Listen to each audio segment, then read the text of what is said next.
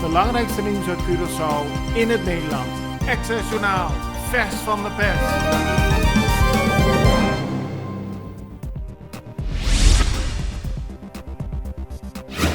Curaçaose huisartsen hebben een rechtszaak gewonnen die ze hadden aangespannen tegen de SVB.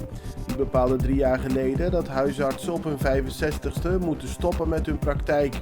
Veel huisartsen waren het daar niet mee eens en nu heeft de rechter de huisartsen ook daadwerkelijk gelijk gegeven. Volgens de rechtbank is er geen wet die huisartsen verplicht op hun 65ste te stoppen.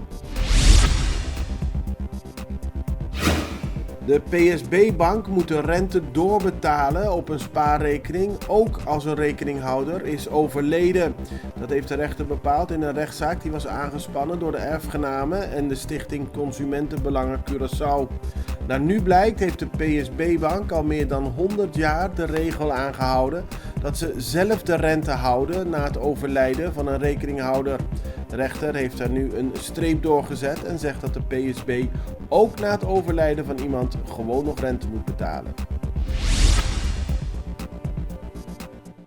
Na Colectra, nós toma tempo para servir ora com mais de comunibo. Llama-nos sempre de cliente na telefone 0800-035 de Jaluna para Viernes voor die setor de mente te setor de noite para turno serviço nan of patrãozita. Se você transita para Sabra, também por hora. Por escolher para trabalhar, riba aqualectra.com e aproveitar a mesura, põe o documento na cerca para visita cerca nós vai mais fácil.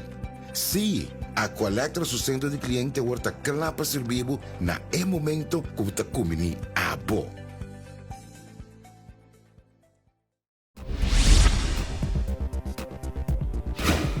Er wordt veel gewerkt rond de wegen van Curaçao en niet alle aannemers houden zich precies aan de regels.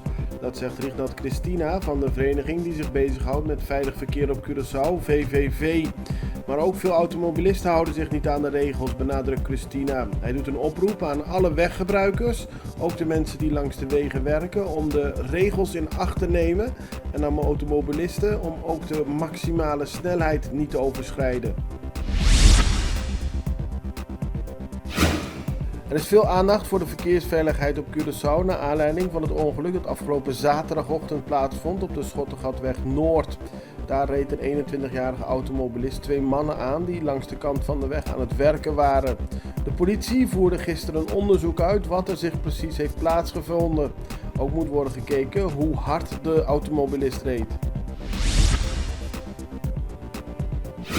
Het Openbaar Ministerie heeft gisteren 4 maanden gevangenisstraf geëist tegen een oud-werknemer van de kustwacht. Hij wordt ervan verdacht voor meer dan 85.000 gulden geld te hebben witgewassen. Met dat geld heeft hij onder meer een huis in de wijk Harmonie gekocht. Er is inmiddels beslag gelegd op het huis en de rechter moet nog een uitspraak doen in de zaak. Erwin Arkenbout is vertegenwoordiger van Nederland op Curaçao, Aruba en Sint Maarten. Hij neemt eind van de maand afscheid na bijna 4 jaar. Arkenbout zegt in een interview met de Extra dat het COHO achteraf gezien met goede intenties is gestart, maar dat er na 2 jaar nog steeds geen duidelijkheid is of er daadwerkelijk werk kan worden gemaakt van de problemen die het COHO wilde aanpakken.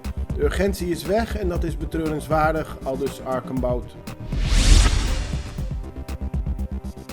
Leerlingen van een school aan de Kaya Vladimir Kokobarentin zijn gisteren aangevallen door straathonden. Dat meldt de Extra. Het gaat om een groep van meer dan 10 straathonden die verschillende leerlingen heeft proberen te bijten en aan te vallen. Het is een gevaarlijke situatie en de krant roept op dat er daadwerkelijk iets aan wordt gedaan om de leerlingen tegen de honden te beschermen. Het belangrijkste nieuws uit Curaçao in het Nederland.